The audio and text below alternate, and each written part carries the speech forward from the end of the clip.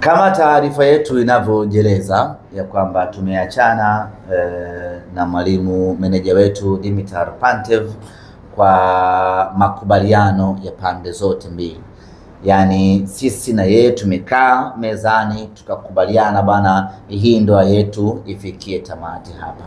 Na kwa kuwa ni makubaliano ya pande zote mbili na kila mmoja ameridhia kuvunja uhusiano huu, hatulazimiki, hatuwajibiki na haitakiwi pande yeyote kati ya hizi mbili kutoka hadharani na kuanza kusema tumeachana kwa sababu 1, 2, 3. Iheshimiwe na itambulike ni kwamba ni kwa maslahi ya pande zote mbili. Na kwa sisi Simba Sports Club makubaliano haya ambayo tumefikia ya kuachana na mwalimu Dimitar Pantev ina maslahi makubwa mno kwa Simba Sports Club. Ndio, kiufundi sasa hii haiwezi kuwa na labda na athari, kwa sababu tunaona Fadlu waliandaa timu labda icheze mfumo fulani, tunaona Pantev kaja icheze mfumo fulani, anakuja kocha hivi, maana wachezaji wanashindwa kuelewa tushike lipi. Haina athari kubwa sana kwa sababu ni kweli Fadlu aliandaa mikakati yake, akaacha timu, akaja Pantev vile vile naye akaandaa mkakati wake, lakini tunaye mtu ambaye ana uwezo wa kudigest mbinu na mifumo ya walimu wote miwili, alafu akaja na mfumo ambao utakuwa mzuri kwa wachezaji wetu, kwa maana ya kwamba mwalimu Selemani Matola anawafahamu wachezaji wa Simba Sports Club, anafahamu ubora wao, anafahamu udhaifu wao, anafahamu wana mahitaji gani wanataka ili waweze kucheza vizuri. Kwa hiyo ni rahisi mno kwa Selemani Matola kupanga kikosi ama kufanya maamuzi kuelekea mechi yetu dhidi ya Mbeya City, kwa sababu tayari anawajua wachezaji wote. Amekaa nao pre-season, amekuwa nao wengine tangu misimu iliyopita, na hata hawa wapya ameshakaa nao muda wa kutosha. Kwa hiyo mwalimu Matola anajua kwa aina wachezaji niliyokuwa nao naweza nikawapanga kwa namna gani Simba ipate matokeo.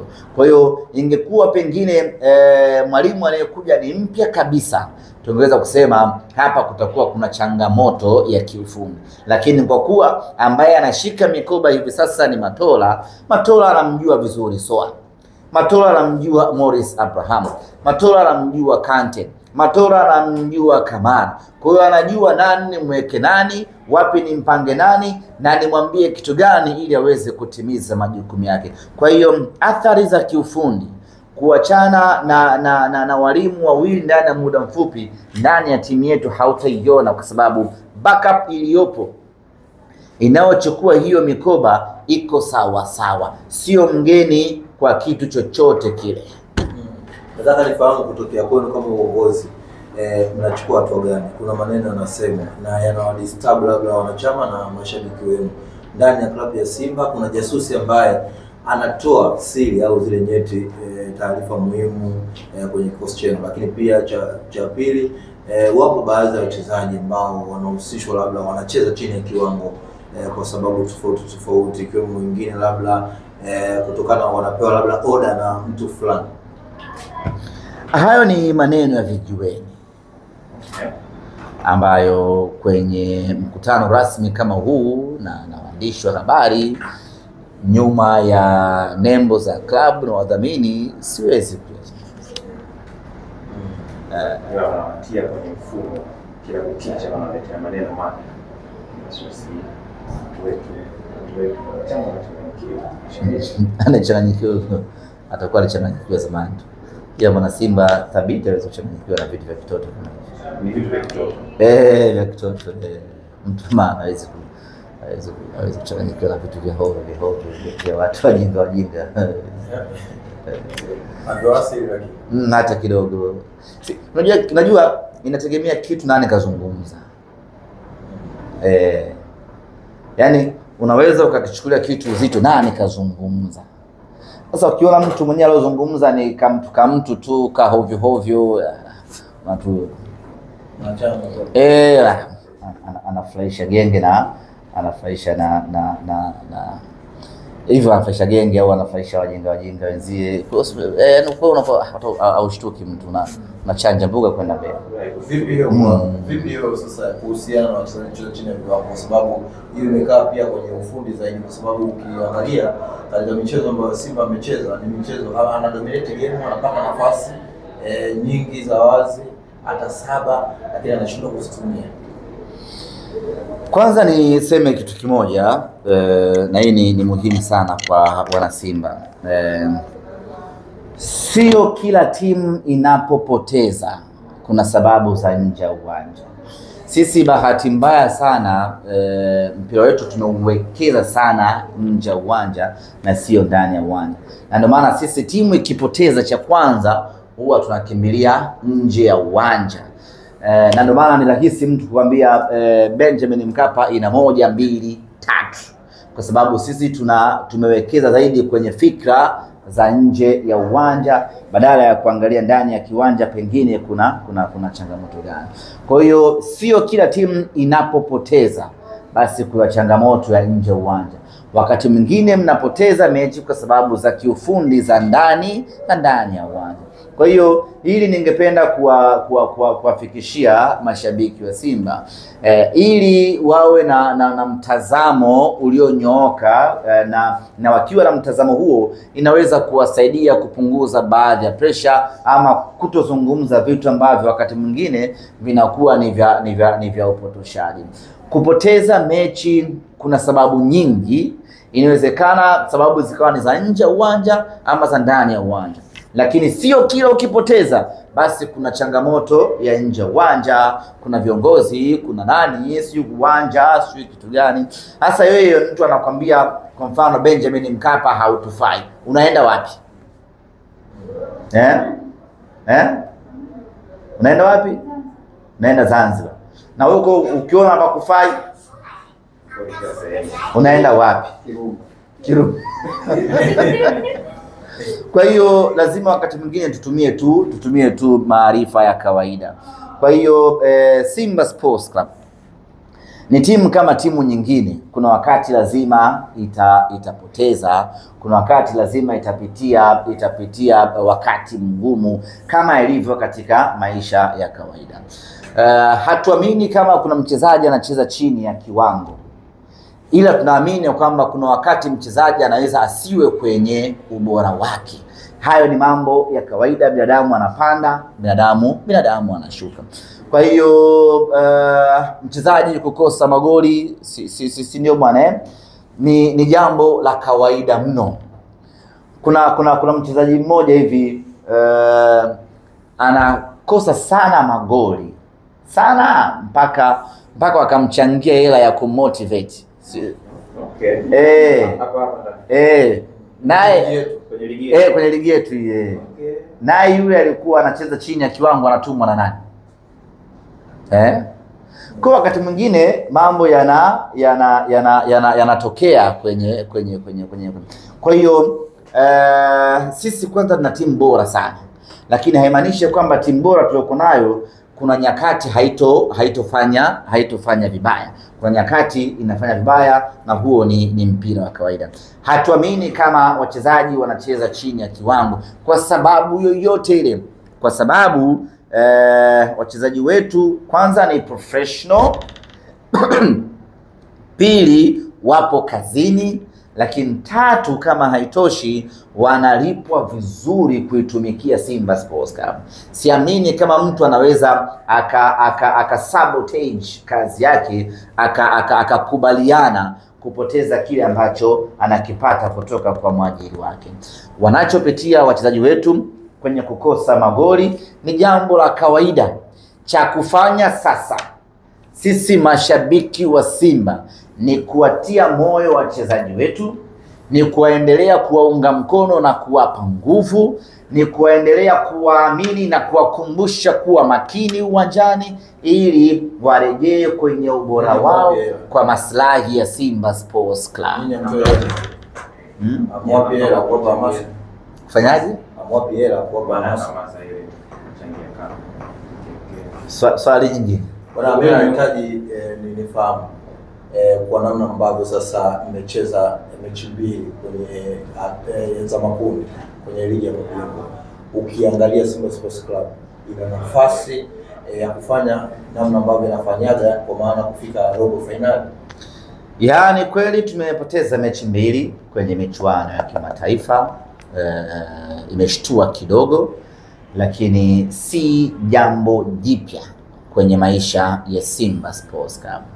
Sababu ya kusema sio jambo jipya, watu tusichukulie hii very personal, kwamba tumepoteza mechi mbili, viongozi wafai, nani hafai, nani hafai.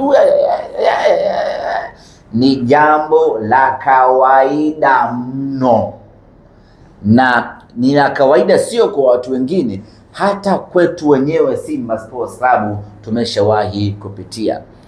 2023 tulipoteza mechi mbili za mwanzo dhidi ya Raja, tena tulipasuka bao 3 Benjamin Mkapa pale, hakuna ambaye aliamini. Acha hii ya kufungwa kagoli kamoja. Benjamin Mkapa tumekufa bao 3, tukaenda Horoya tukafungwa bao 1, tunakwenda kucheza mechi ya 3 hatuna pointi hata moja. Nini kilifanyika? Wanasimba tukarejea kwenye nguvu yetu, tukarejea kwenye ubora wetu, tukampasua mtu nje ndani, Mnyama akaingia hatua ya robo finali. Watu wote hawakuamini macho yao, Simba akafanya maajabu yake. Na hii ndio timu inayoongoza kwa maajabu Tanzania hii. Ile nyakati ambayo wewe umeshaikatia tamaa, umeshatuondoa mashindanoni, umeshakula viapo vyako kama tunaishia makundi, hapo ndio Simba anakuja kufanya kitu kipya kabisa. Sisi ni watu wa maajabu, na haya mambo tunayamudu na tunayaweza. Tumepoteza mechi mbili za hatua ya makundi, sio jambo jipya. Kwa hiyo mwana Simba wala usihamanike kwamba sasa ni jambo la kawaida mno. Ukishapata matokeo kama hayo, sasa unarejea sasa vitani, unajipanga upya, unaangalia umekosea wapi, unarekebisha nini, unaboresha wapi, unawapa moyo wapambanaji wako. Baada hapo unaingia kupambana upya. Tuna mechi tarehe 23 dhidi ya Esperance Januari, tunaanzia nyumbani kwake Tunisia. Huyu tuna jambo naye, tukimaliza pale tunageuka naye Benjamin Mkapa, tunakuja kumalizana naye hapo. Pointi tutakazokusanya hapo hakuna binadamu ambaye ataamini, na hiyo ndio itakuwa turning point ya Mnyama kwenda hatua ya robo finali. Hii ni Simba Sports Club Isaya Dede. Sisi hakuna mtu yoyote tunayemwogopa katika ardhi hii ya Afrika.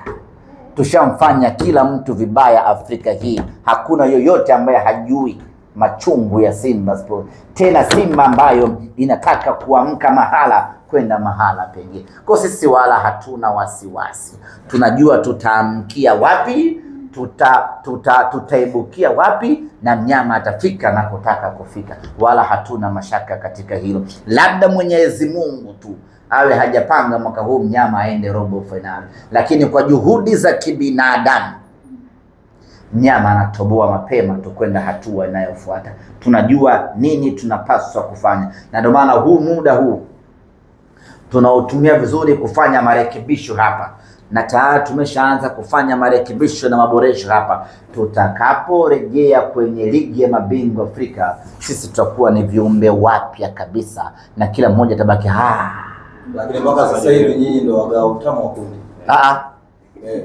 Utamu ni mechi ya 3 ndio unaingia kwenye mpaka kile mechi ya 3. Mechi ya 3 mechi mbili huwezi kuita utamu. Bado nyinyi si wagao utamu. Bado. Utamu ni mechi ya 3. Ukipoteza mechi 3 ndio mgao utamu. Exactly. Lakini mechi mbili bado, mechi mbili ni kufungwa tu.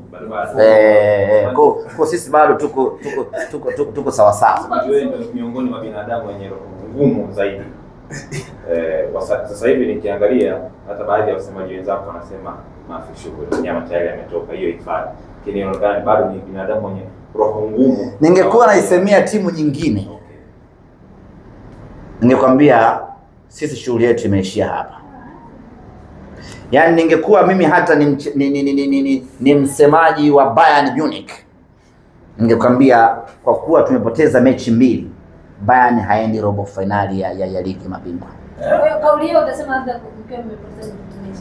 Lakini kwa kuwa ni msemaji wa Simba na isemea Simba Sports Club, tumepoteza mechi 2, ninakwambia bado Simba ana nafasi.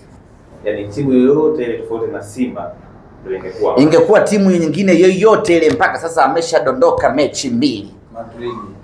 Hata Madrid una uhakika, una ruhusa ya kukata tamaa.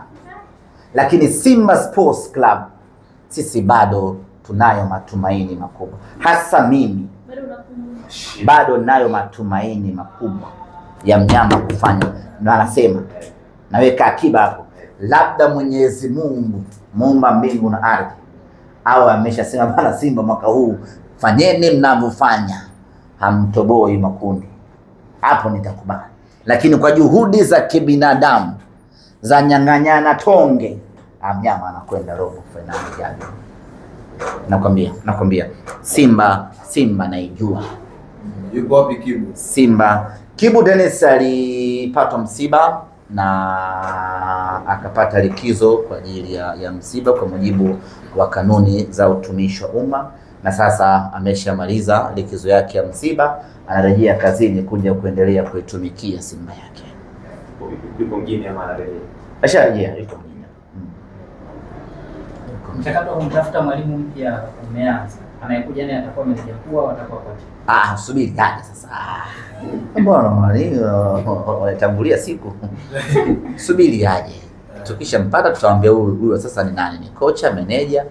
Mechi na Express mnacheza Januari, na Januari kama sijakosea ni kipindi cha dirisha dogo.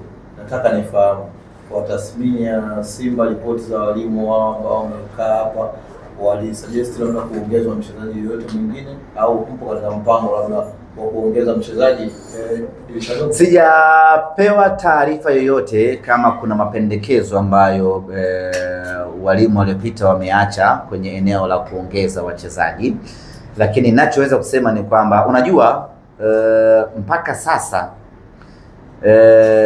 pamoja na kwamba tunaelekea kwenye dirisha dogo la usajili, lakini tumecheza mechi chache mno. Tumecheza mechi 3 tu za ligi kuu na tumecheza mechi 2 tu za group stage. Yaani kiujumla ni kwamba msimu huu tumecheza mechi 5 tu. Toa zile qualifier. Tumecheza mechi 5 pekee. Katika mechi 5 hizi ni ngumu mno kufanya assessment ya kwamba huyu afai, huyu ni muongeze, huyu nifanye kitu kama hicho.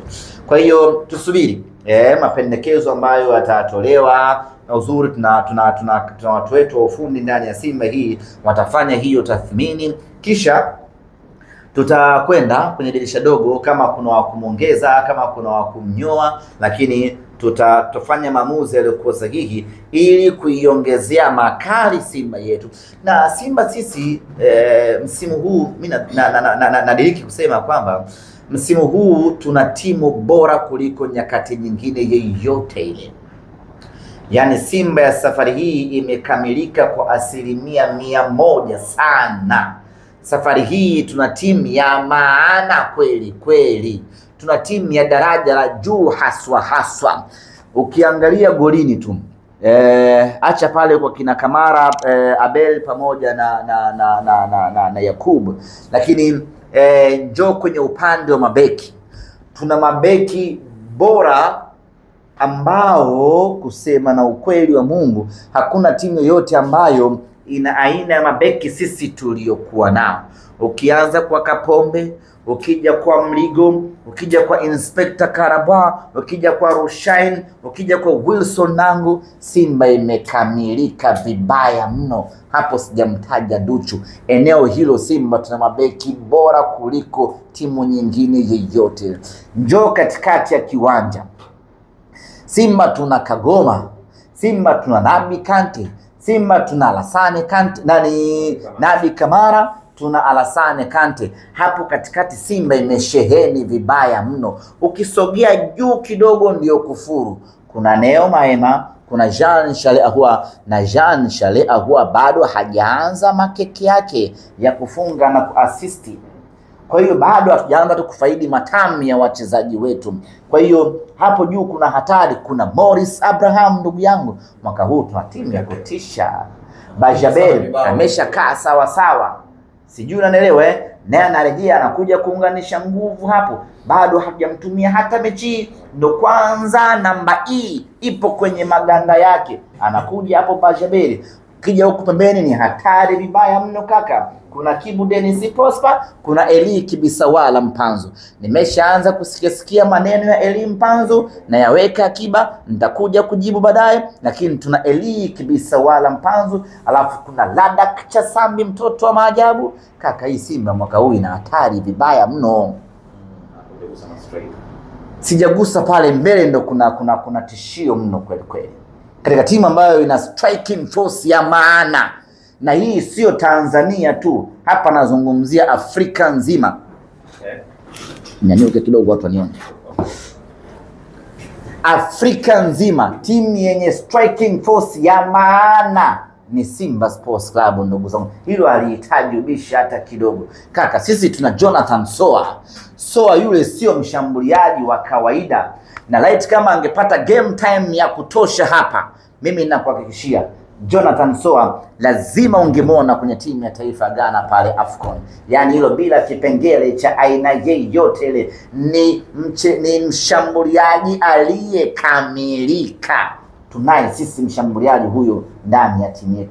Simba ina Selemani Mwalimu kaka. Shambuliaji huyo Gomez Mfalme Selemani tunaye sisi kwenye timu yetu. Utapata wapi mshambuliaji aina ya Selemani Mwalimu Afrika hii zaidi ya Simba? Sisi tuna striker refu kuliko goli kaka. Msimu uliopita kafunga magoli 13. Msimu huu bado hajaanza kuonesha makeke yake. Sasa aina hii ya timu tuliokuwa nao sisi tunahitaji a very strong man and a very smart man kwa ajili ya kuongoza hawa. Sijui umeelewa Umeelewa vizuri hapo Kaka. Tukisha kaa sawa sawa. Ushaikuwa na manati. Ukaweka kajiwe kako ukavuta namna hii kwenye kipago. Alafu yani ile process ya kuvuta hivi. Ndio Simba tunatakiwa tupite namna hii. Tukisha kaa sawa sawa kaka.